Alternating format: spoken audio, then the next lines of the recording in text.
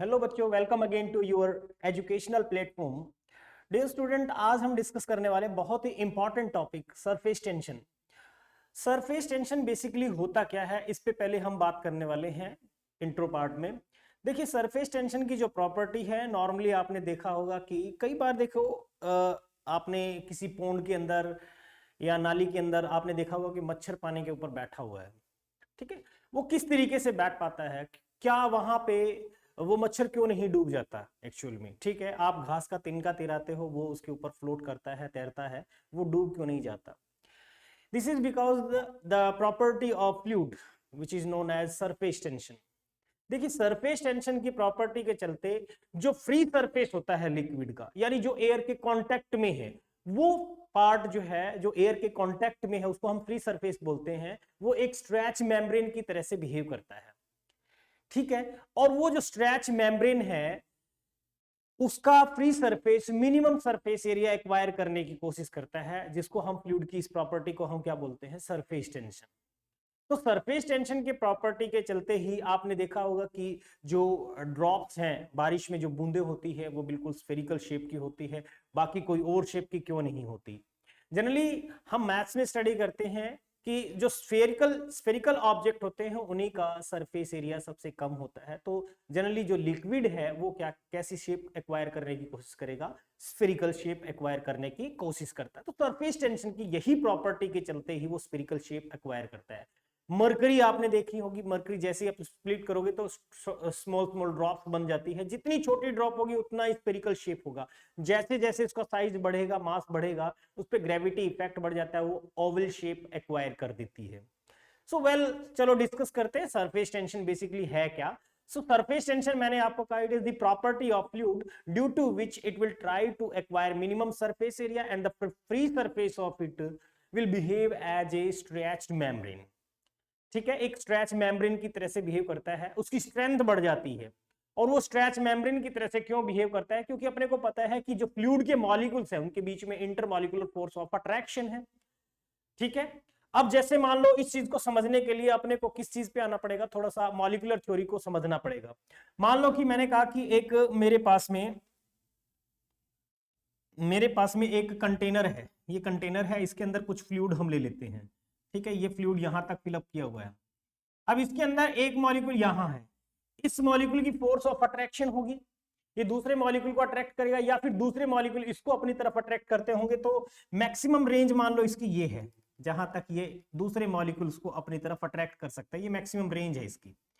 इससे बाहर अगर कोई मॉलिक्यूल है, उसको ये अट्रैक्ट नहीं कर पाएगा। तो वेल, जो ये इसकी रेंज है, इसी को हम रेडियस ऑफ स्फीयर कह सकते हैं, या फिर इसी को रेंज बोल सकते हैं, जहां तक maximum distance up to which it can influence the other molecule, दूसरे मॉलिक्यूल को इन्फ्लुएंस कर सकता है, अट्रैक्ट कर सकता है। तो इसको हम क्या बोलेंगे, रेंज। ओके, और इस रेंज को रेडियस कंसीडर करके एक स्फीयर ड्रॉ करेंगे, वो स्फीयर बनता है स्फीयर ऑफ इन्फ्लुएंस। तो वेल, लिक्विड क्योंकि रेस्ट पे है, तो इस मॉलिक्यूल के ऊपर इस टाइम पे नेट फोर्स कितना है, 0 है।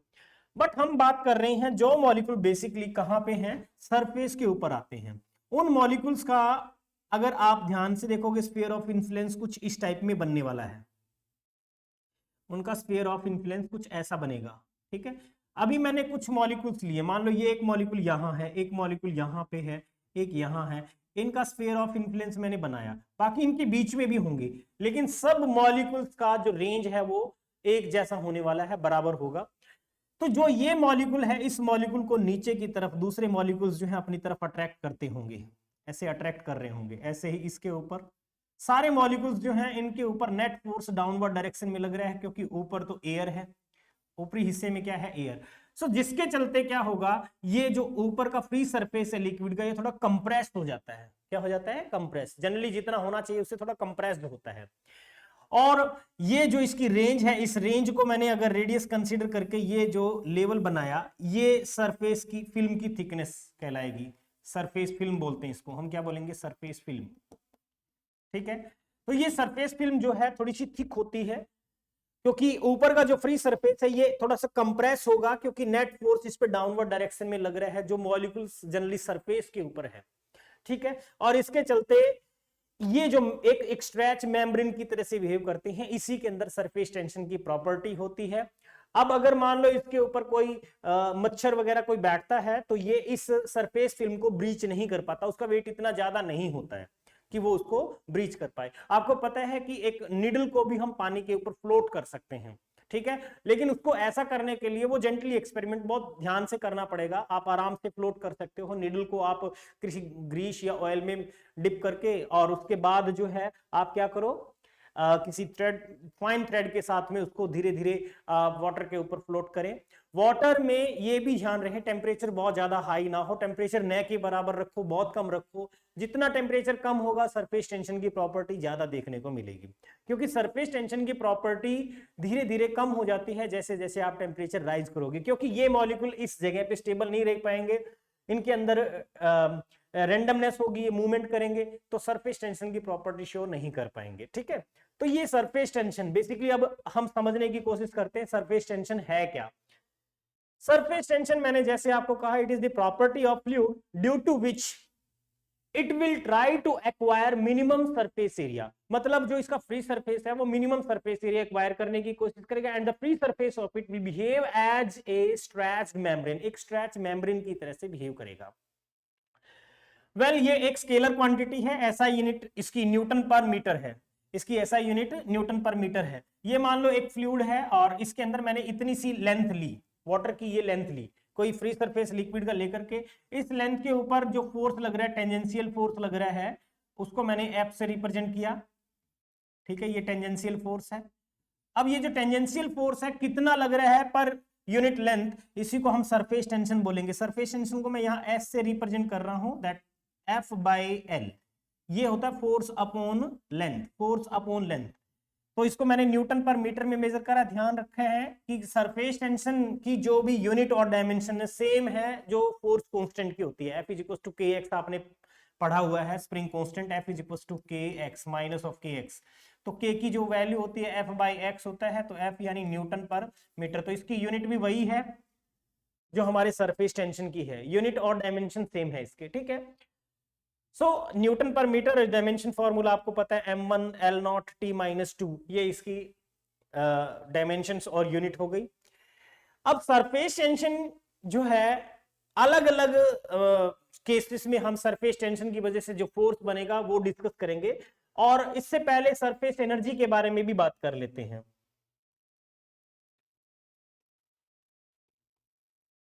सरफेस एनर्जी क्या है, देखिए सरफेस एनर्जी का मतलब, जैसे आपने अभी एक लिक्विड सरफेस कंसीडर किया था, ठीक है, ये मान लो एक लिक्विड था, इस लिक्विड के ऊपर आपने कहा कि ये मेम्ब्रेन है, इस मेम्ब्रेन के ऊपर आपने कोई डिस्क या रिंग कुछ भी रख रखा है, ठीक है, ये मान लो एक रिंग या डिस्क मैंने इसके ऊपर रखा, और इसको मैं धीरे धीरे राइज करता हूं, ये पुल्ली की हेल्प से मान लो इसको मैं खींच रहा हूं धीरे धीरे, तो मुझे मैक्सिमम कितना फोर्स लगाना पड़ेगा, कितना वर्क डन करना पड़ेगा इस सरफेस फिल्म को ब्रीच करने के लिए, तोड़ने के लिए। तो वही जो एनर्जी रिक्वायर है इस सरफेस फिल्म को तोड़ने के लिए, वो एनर्जी ही क्या कहला रही है, यहाँ पे हम ये कह सकते हैं कि सरफेस एनर्जी है, या वर्क डन जो हम करेंगे, that work done is called surface energy. So surface energy कितना होगा, that surface energy is equals to work done, और एनर्जी हम लिख सकते हैं that is equals to surface tension into change in area, delta A, area में change कितना आ रहा है। अब ये जो चेंज इन एरिया है, यहां आपको थोड़ा सा खास ध्यान रखना पड़ेगा, क्योंकि फ्री सरफेसेस कितने हैं इन पे डिपेंड करेगा। कई बार अपने को लगता है कि हमने सपोज करो मैंने कहा कि ये एक लिक्विड बबल है, ठीक है, अब इसमें सरफेस टेंशन की प्रॉपर्टी के चलते इसका वॉल्यूम जो है चेंज होगा, इसका वॉल्यूम चेंज होगा बेटा, इसका वॉल्यूम कितना चेंज होगा, मान लो पहले वॉल्यूम 4 पाई आर स्क्वायर था, बाद में ये वॉल्यूम हो गया 4 pi are minus delta R का होल स्क्वायर, ये सरफेस एरिया हो जाएगा। अब आपने नोटिस किया कि इस केस में पहले सरफेस एरिया ये था, अब वो सरफेस एरिया ये है, वॉल्यूम चेंज हुआ है, सरफेस एरिया भी चेंज हुआ है, तो यहाँ सरफेस एरिया की बात करनी है। सो वेल यहाँ पे सरफेस एरिया जो चेंज होगा, आप इस एरिया में से ये माइनस करके निकाल लोगे। लेकिन अगर ये लिक्विड ड्रॉप की जगह एयर बबल होता या शॉप बबल होता, सॉरी शॉप बबल, अंदर भी एयर है और बाहर भी एयर है, अब दोनों हिस्से पे एयर है, इसका मतलब इसके फ्री सरफेस कितने हैं, 2। दो फ्री सरफेस होंगे तो जो भी इसका डिफरेंस लेने के बाद आंसर आएगा उसको 2 से मल्टीप्लाई कर देंगे और उतनी वैल्यू यहां आ जाएगी। तो ये सरफेस एनर्जी जूल में मेजर करेंगे, इसमें कोई ज्यादा सोचने की जरूरत नहीं है। अभी हम सबसे इंपॉर्टेंट जो बात डिस्कस करने जा रहे हैं, सरफेस एनर्जी या वर्क डन कितना होगा किसी एयर बबल को या लिक्विड ड्रॉप को ब्लो करने के लिए। ठीक है, तो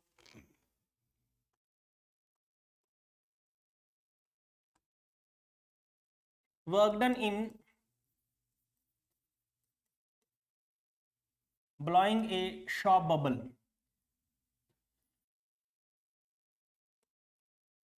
एक शॉप बबल को ब्लो करने के लिए अपने को कितना वर्क डन करना पड़ेगा, उस वर्क डन को हम निकालते हैं। उस वर्क डन को निकालने के लिए मान लो ये एक शॉप बबल मैंने कंसीडर कर लिया, अंदर भी एयर है और बाहर भी एयर है। ठीक है, अंदर भी एयर और बाहर भी एयर। अभी जैसे ही हम इसको ब्लो करेंगे तो इसकी रेडियस अभी मान लो r1 है और आफ्टर ब्लोइंग इसकी रेडियस जो है कुछ चेंज हो जाएगी। मान लो ये इसका बाद का रेडियस बनेगा, मान लो r2 बोल देते हैं। सरफेस टेंशन इसकी मान लो s है। तो अभी आपने वर्क डन का जनरल फॉर्मूला क्या पढ़ा था, वही फॉर्मूला हम लगाएंगे, बट चेंज इन एरिया यहां पे हमारे लिए जरूरी है। चेंज इन एरिया कितना होगा, तो सबसे पहले बात कर लेते बेटा change in area. Change in area that is equals to final यानी 4 pi r2 square minus 4 pi r1 square. मैंने डिफरेंस ले लिया, ये आप लिखोगे कितना आ जाएगा 4 pi into r2 square minus r1 square. लेकिन चूंकि ये एक क्या है, शो बबल है, शो बबल है तो अंदर भी एयर और बाहर भी एयर, इसके फ्री सरफेस कितने हो गए 2। तो जितना भी चेंज इन एरिया आया है उसको 2 से मल्टीप्लाई करेंगे सरफेस एनर्जी निकालने के लिए। तो मैं लिख रहा हूं यहां पे surface energy, surface energy W is equals to S surface tension into change in area. Change in area ये है, इसको हमने जो भी लिखा डेल्टा A है, डेल्टा A लिख रहा हूं मैं इसको चेंज इन एरिया, लेकिन इसको 2 से मल्टीप्लाई करना पड़ेगा। 2 से मल्टीप्लाई करने पे कितना बन जाएगा 8। हमने लिखा था ये formula delta A।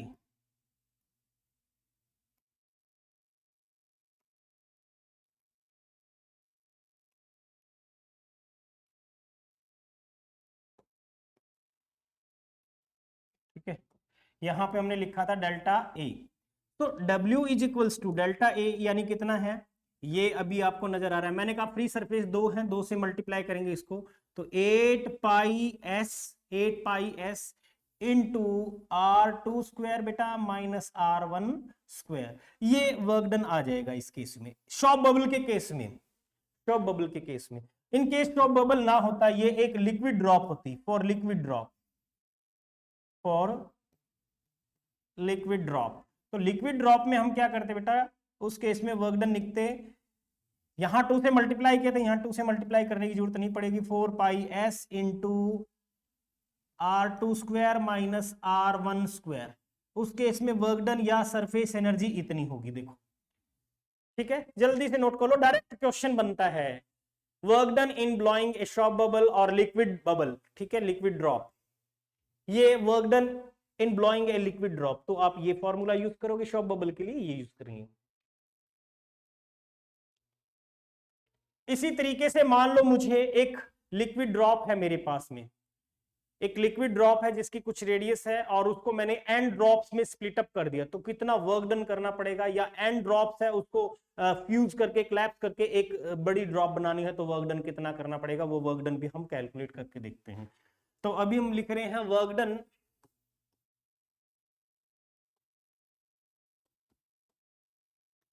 In splitting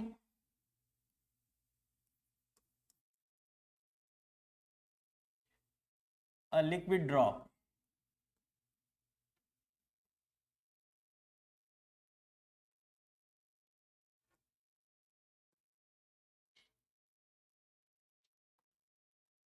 into n drops।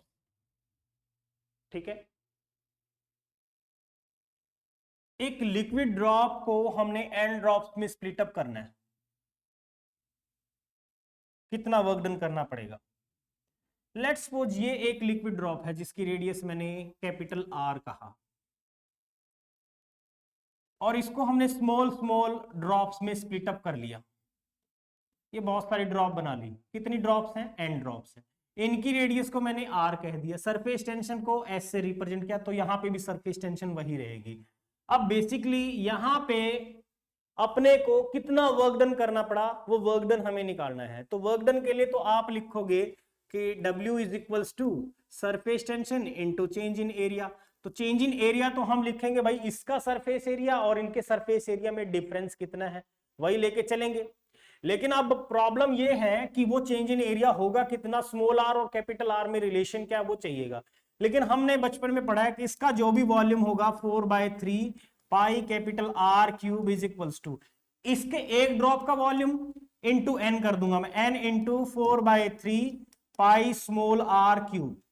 ठीक है, जो कैंसिल हो रहा है कैंसिल कर दीजिए, 4 पाई कैंसिल हुआ, तो capital R cube is equals to आ गया मेरे पास में आर क्यूब इंटू एन। या स्मॉल आर को मुझे निकालना है कि स्मॉल आर कितना होगा, तो small are cube is equals to capital R cube divided by N, और R is equals to cube root, यानी आर डिवाइड बाय एन का क्या ले लिया हमने, क्यूब रूट। तो स्मॉल आर की वैल्यू इतनी है, स्मॉल आर की वैल्यू इतनी है। अभी हम चेंज इन एरिया निकालते हैं। Change in area, change in area कितना होगा बेटा, change in area delta A से मैं रिप्रेजेंट कर रहा हूं, that will be equals to उनका जो भी सरफेस एरिया है, एक का सरफेस एरिया इंटू एन। एक का सरफेस एरिया आपने लिखा 4 pi into small r square, into मैंने एन कर दिया, माइनस मैंने लिया 4 पाई कैपिटल आर क्यूब। ठीक है, समझ आ रहा है? अब इस फॉर्मूले में मुझे सिर्फ वर्क डन निकालना हो तो एस से मल्टीप्लाई करना है, स्मॉल आर की वैल्यू पुट करनी है, क्या है, तो यहां पे मैंने लिखा 4 pi into r cube, 4 pi n into small r r square. R square इसका करेंगे स्क्वायर तो कितना बनेगा, capital R square divide by n raise to the power 1/3, और स्क्वायर इसका किया तो 2/3 बन गया बेटा, 2/3 बन गया। ठीक है, -4 पाई आर क्यूब। अब इसको अलग अलग फॉर्मूले के हिसाब से आप बना सकते हो, आपकी मर्जी है। 4 पाई आर स्क्वायर कॉमन लेना चाह रहे हो तो आर स्क्वायर कॉमन ले लीजिए।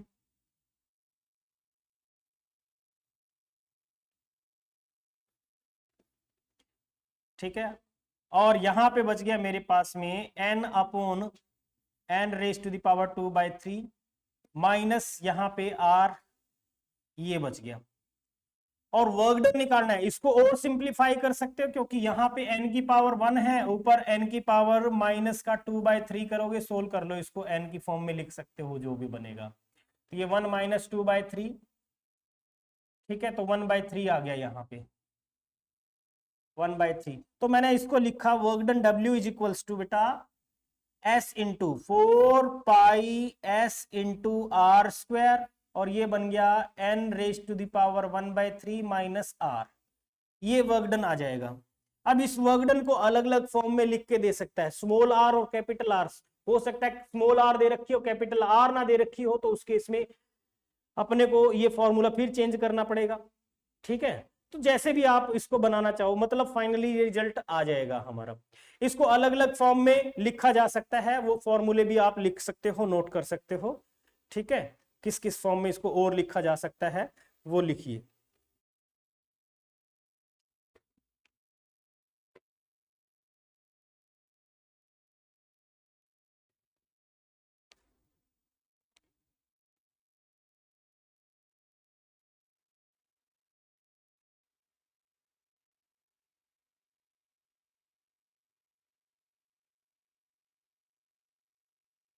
इसी वर्क डन को हम ऐसे भी लिख सकते हैं, नोट करते रहना साथ साथ में, that W is equals to 4 pi S into n into small r square minus capital R square. इस फॉर्मूले में भी कन्वर्ट कर सकते हो इसी वर्क डन को, और इसी को आप लिख सकते हो 4 pi r square into S, और ये अब n raise to the power 1/3 minus 1, या इसी को लिख सकते हो आप 4 pi into S into r square n raise to the power 2/3 n raise to the power 1/3 -1। ये भी लिख सकते हैं क्योंकि कैपिटल आर को स्प्लिट अप कर दिया मैंने इस फॉर्म में, ठीक है। या फिर ये फॉर्मूला लिख सकते हो 4 pi S into r cube और 1/r -1/R, इस फॉर्म में लिख सकते हो। मतलब आप वर्क डन के ये अलग अलग फॉर्मूले यूज कर सकते हो, मतलब इनमें आपको किसी भी फॉर्म में आंसर निकालना हो तो निकाल सकते हो, ठीक है। ये चीज ध्यान रखिए। तो मैंने इनके अलग अलग फॉर्मूले आपको बता दिए, बनाए उन्हीं से हैं बेटा, उन्हीं से बनाए हैं। चाहे आप फॉर्मूले को स्मॉल आर निकाला था आपने, जैसे small r is equals to आपने लिखा था r upon n raise to the power 2/3 था, क्यूब रूट था सॉरी 1/3, ठीक है। या इसको हम लिख सकते हैं भाई r cube n into r cube is equals to capital R cube, ये लिखा था इस फॉर्म को। जैसे भी मतलब जहां पे आपको लगता है कि इस फॉर्मूले के अंदर, जैसे इस फॉर्मूले के अंदर यहाँ आर क्यूब था, इस आर क्यूब की जगह पे n into small are cube करके अलग अलग फॉर्मूले आप बना सकते हो। सो वेल वर्क डन निकालना हो, किसी लिक्विड ड्रॉप को, बड़ी ड्रॉप को स्प्लिट अप करके स्मॉलर ड्रॉप्स में कन्वर्ट करना हो, ठीक है, तो उस केस में कितना वर्क डन करना पड़ेगा, कितनी एनर्जी लगेगी, वो एनर्जी आपने निकाल ली इस तरीके से, ठीक है। अभी हम नेक्स्ट पॉइंट पे चलते हैं। ये तो आपको समझ आ गया होगा। इसी तरीके से स्मॉलर ड्रॉप्स को जोड़ के बड़ी ड्रॉप बनानी हो तो उस केस में वर्क डन आप निकाल सकते हो। अभी हम फाइनली बात करने जा रहे हैं force due to surface tension.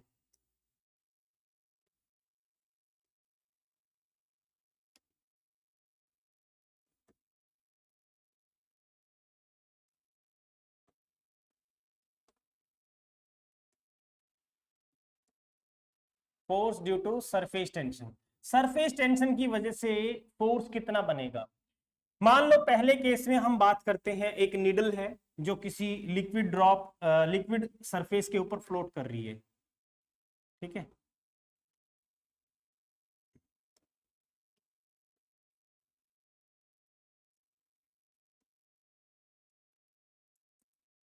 ठीक है, ऐसे लिक्विड है और ये लिक्विड के ऊपर ये निडल जो है इस तरीके से इस फ्लोट कर रही है।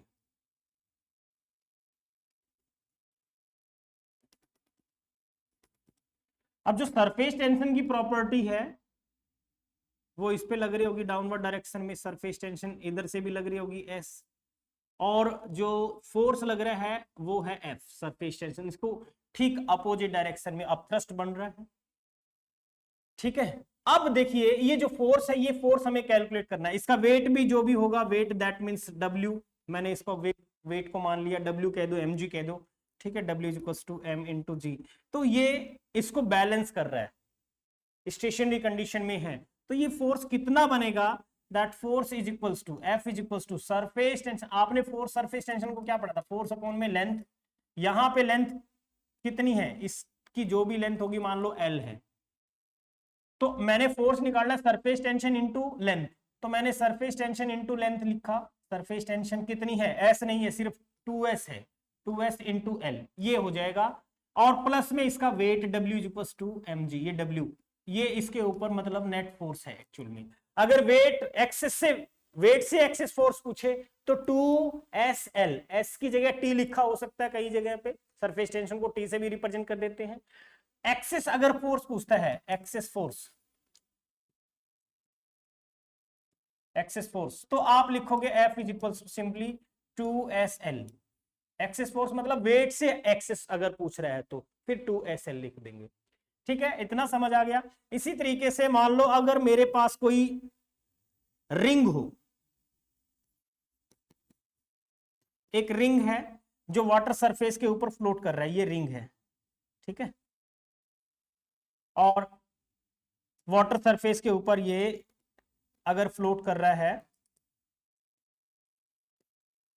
इसका फोर्स कितना बनेगा। देखो इसका फोर्स निकालने के लिए मैंने क्या किया, इसका जो भी फोर्स बनेगा वो कुछ ऐसे बनेगा, इस डायरेक्शन में बनेगा F, ठीक है, इस डायरेक्शन में बनेगा F। इसकी रेडियस हमने ले ली लेट्स सपोज R, तो इस केस में जो सरफेस टेंशन है और सरफेस टेंशन की वजह से फोर्स बनेगा वो लिखूंगा मैं, देखिए 2 पाई आर लेंथ है, लेकिन इसके फ्री सरफेस दो है, एक अंदर का हिस्सा एक बाहर का हिस्सा, तो 2 से और मल्टीप्लाई करना पड़ेगा, यानी 4 pi R, 4 pi R, 4 pi S into R लिख रहा हूं मैं, सरफेस टेंशन, ये फोर्स बन गया, और प्लस में इसका वेट जो भी होगा डब्ल्यू, इतना फोर्स इस पे बनेगा, इतना फोर्स इस पे बनेगा, ठीक है, रिंग की वजह से। नोट करते रहिए साथ साथ में। नेक्स्ट पे बात करते हैं, अगर डिस्क होता, अगर ये डिस्क होती, मान लो ये एक मेरे पास में डिस्क है जो वाटर के ऊपर फ्लोट कर रही है, ठीक है,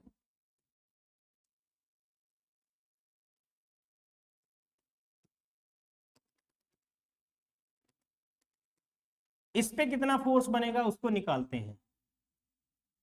फोर्स बनता है इसके ऊपर जो भी, उसकी डायरेक्शन भी यही होती, इसके ठीक बीचों बीच, ये रेडियस इसकी आर है।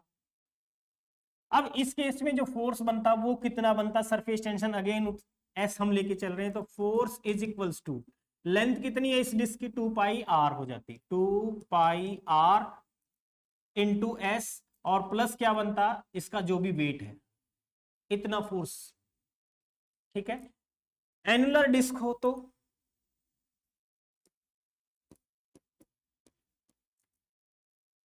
एनुलर डिस्क अगर है, एनुलर डिस्क के केस में कितना बनेगा, एनुलर मतलब अंदर भी रेडियस है उसकी R1 और R2 रेडियस, ये R1 रेडियस है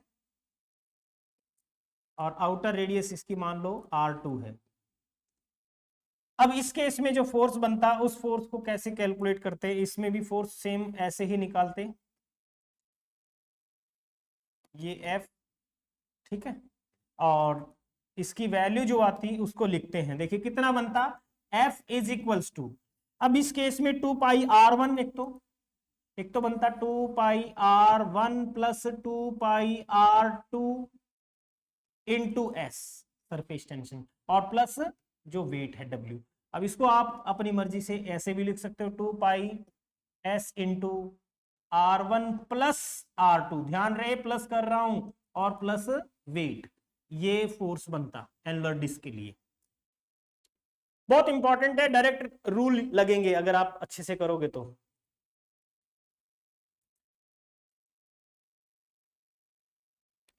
नेक्स्ट हम बात करते हैं स्क्वायर फ्रेम।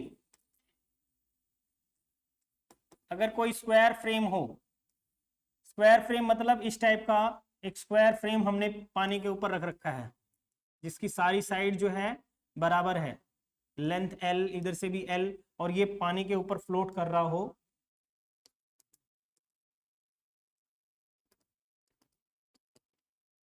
इस पे कितना फोर्स बनता है उसको निकालते हैं।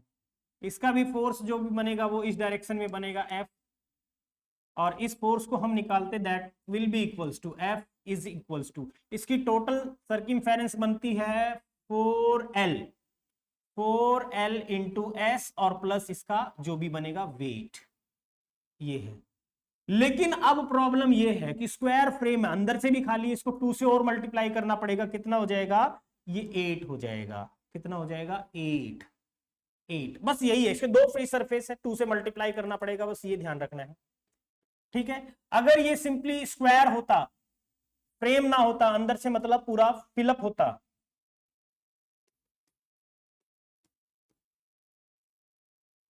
स्क्वायर होता मतलब ये पूरा फिलअप है, ये अंदर से फील है, ये L और ये L, तो उसके इसमें आप फोर्स लिखते, तो ये बनता 4L इंटू एस, प्लस जो भी बनता है वेट इसका, ये आ जाता, ठीक है। सरफेस टेंशन से जो फोर्स बन रहे हैं वो हम कैलकुलेट कर रहे हैं अलग अलग,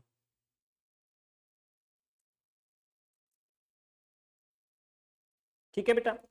अब बात करते हैं एक्सिस प्रेशर। एक्सिस प्रेशर कैसा होता है,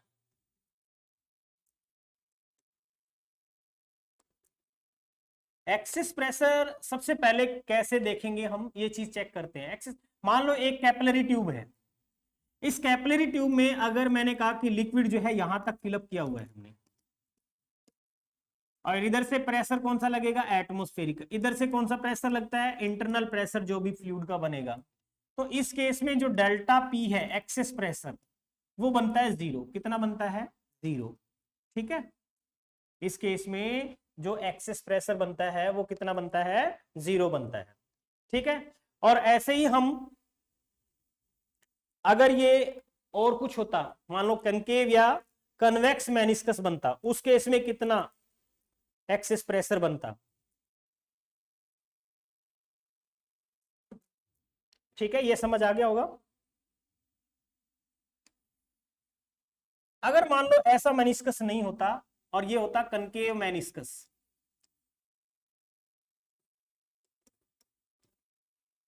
कनकेव मेनिस्कस, मेनिस्कस का मतलब बेटा जो फ्री सरफेस है वो कैसी शेप ले रहा है उसको हम बोल रहे हैं। मान लो ये ऐसी शेप होती कनकेव मेनिस्कस। ठीक है, इस केस में जो एटमॉस्फेरिक प्रेशर है वो ज्यादा है। ठीक है, P A is greater than P I. इस केस में डेल्टा पी जो बनता वो कितना बनता? ये बनता देखिए twice of surface tension divided by R. R क्या है? इस मेनिस्कस की रेडियस, इस मेनिस्कस की क्या है? रेडियस। जो भी रेडियस बनती है इस मेनिस्कस की, मान लो आर रेडियस है तो ये, तो excess pressure basically reciprocal the R है। इस केस में एक्सेस प्रेशर इतना बन रहा है 2s बाय आर। ठीक है, और अगर होता कन्वेक्स मेनिस्कस,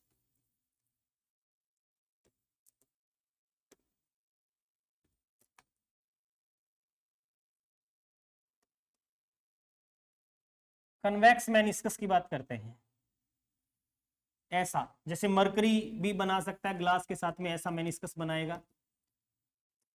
अब इस बार इंटरनल प्रेशर जो है, फ्लूइड का जो प्रेशर है वो ज्यादा है as compare to atmospheric pressure. ये वाला प्रेशर ग्रेटर है, इसको हमने लिखा पी आई से रिप्रेजेंट किया। तो जो डेल्टा पी है, डेल्टा पी यानी P I minus P A होगा इस बार, वो भी कितना होगा? 2s बाई आर ही होगा। याद रखिए, R again radius of meniscus है, R again radius of meniscus है। ठीक है,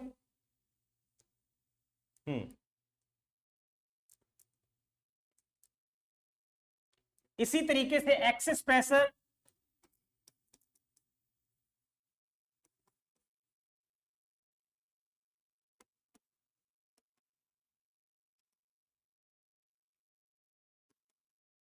inside liquid drop, liquid drop. देखिए मैं इसके डेरिवेशन पे नहीं जा रहा हूं, डायरेक्ट लिख रहा हूं। ठीक है, कोई लिक्विड ड्रॉप है, ये आर रेडियस है, इसमें एक्सेस प्रेशर डेल्टा पी कितना होता है? लिक्विड ड्रॉप में 2s by R, surface tension का twice divide by R, R इसकी रेडियस है। एक्सेस प्रेशर यहां पे भी आर के रेसिप्रोकल है, जितनी रेडियस ज्यादा होगी एक्सेस प्रेशर कम होता चला जाएगा। इसी तरीके से excess pressure in shop bubble,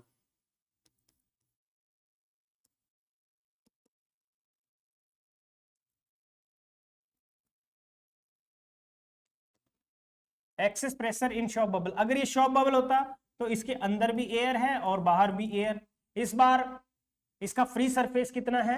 2 free surface है, तो हम लिखेंगे बेटा delta P is equals to, इसको 2 से मल्टीप्लाई करेंगे, इस बार 4s बाई आर होगा। ठीक है, 4s बाई आर होगा। ऐसे ही हम बात करते हैं एक्सेस प्रेशर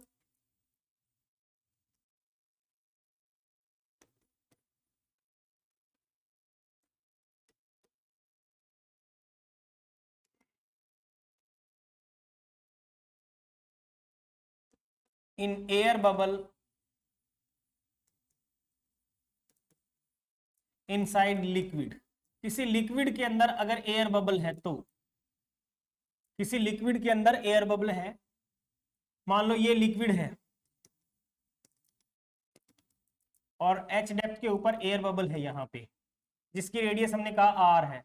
इस केस में एक्सेस प्रेशर डेल्टा पी जो बनेगा वो कितना होगा? इसमें भी क्योंकि फ्री सरफेस एक ही है, बाहर वाटर है अंदर एयर है, तो इसको लिखोगे 2s by are, 2s by are. लेकिन एक चीज और है, एडिशनल प्रेशर किसकी वजह से बनेगा? इसकी डेप्थ के वजह से h।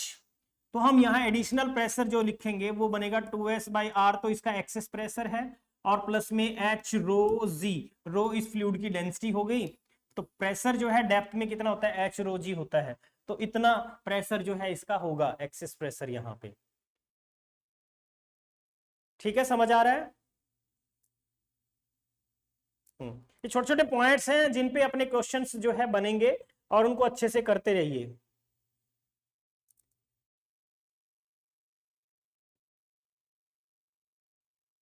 एक्सेस प्रेशर इस बार कितना हो गया, एच रो जी। अगर फ्री सरफेस को देखें तो सिर्फ इतना है, भी इसका एक ही फ्री सरफेस है, लेकिन डेप्थ भी है, डेप्थ के चलते ये फॉर्मूला ये यूज होगा, ये यूज नहीं करेंगे डायरेक्ट, मतलब ये यूज करेंगे क्योंकि उसकी एच डेप्थ की वजह से भी प्रेशर बन रहा है। ठीक है, तो ये चीज ध्यान रखिए।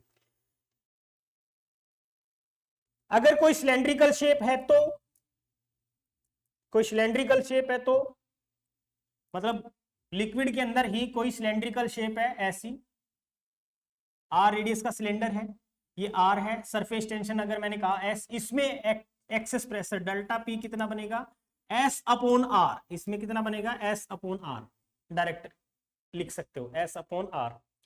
ठीक है बेटा। अनइक्वल रेडियस की लिक्विड ड्रॉप हो,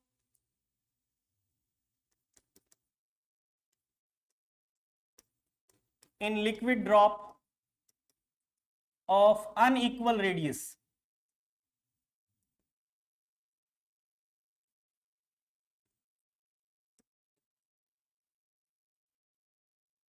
भाई जैसे ये कोई ड्रॉप है इस तरीके से,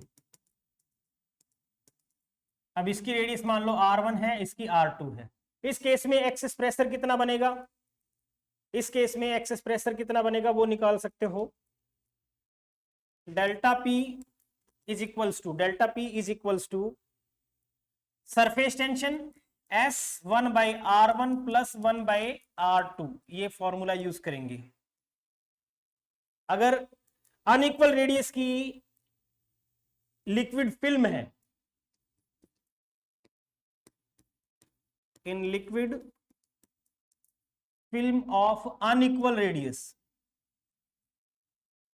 उस केस में बेटा कितना फोर्स, इसका एक्सेस प्रेशर बनेगा delta P is equals to, surface पे अंदर भी एयर है बाहर भी एयर है, तो इसको 2 से मल्टीप्लाई करेंगे, फॉर्मूला सेम रहेगा 1/R1 प्लस 1/R2, दो फ्री सरफेसेस की वजह से 2 से मल्टीप्लाई किया, तो इसमें एक्सेस प्रेशर हो जाएगा ये। ठीक है।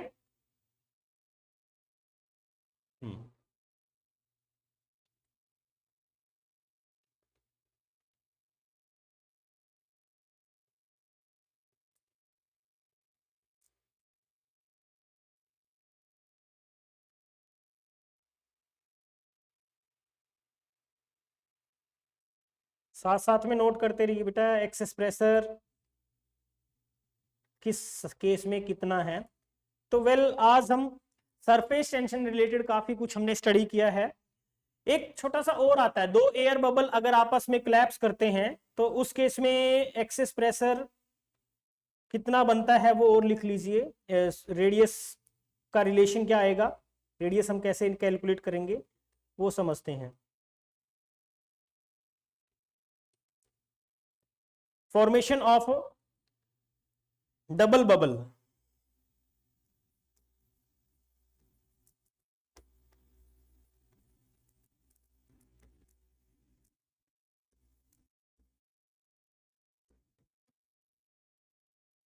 एक बबल ये है और एक बबल ऐसे है।